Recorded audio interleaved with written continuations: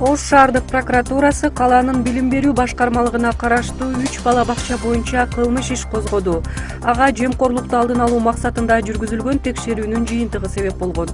Прокуратуранын маалыматына караганда номер 44, 55 жана 60 бала бакчаларында маяна үчүн бөлүнгөн бюджеттик каражат максатсыз пайдаланылган. Айрым кызматкерлерге айлык акы мыйзамсыз түрдө көбөйтүлүп төлөнгөн. Буга байланыштуу кылмыш жаза кодексинин мамлекеттик каражатты жымырып алуу жана шалаакылык беренелери менен кылмыш иши ачылып, иликтене баштады.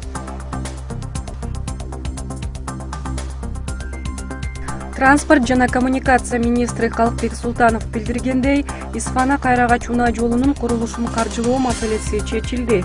Азыркы учурда эл коңшу Тажикстандын аймагы боюнча 8 чакырым жүрүүгө аргасыз болуп жатат. Маселени чечиш үчүн биз дүйнөлүк банк менен сүйлөшүү жүргүздүк жана 45 миллион доллар көлөмүндө жеңилдетилген каражат алдык. Анын 8 миллион доллары грант түрүндө берилет. 3 кварталдан тартып 12 чакырымдык айланма трассанын курулушу башталат. Бул жолду салып бүтсөк, транспорттук көз карандылыктан толук кутулабыз, деди министр.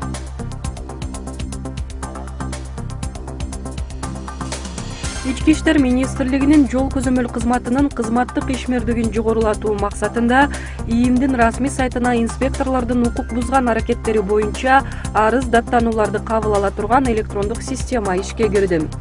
Кайсы гана жаран болбосун, жол көзөмөл кызматынын кызматкеринин укук бузган иш аракетине даттана алат жана ал милдеттүү түрдө каралат. Факты аныкталган болсо, тиешелүү чаралар колдонулат деп билдиришти Ички иштер министрлигинен.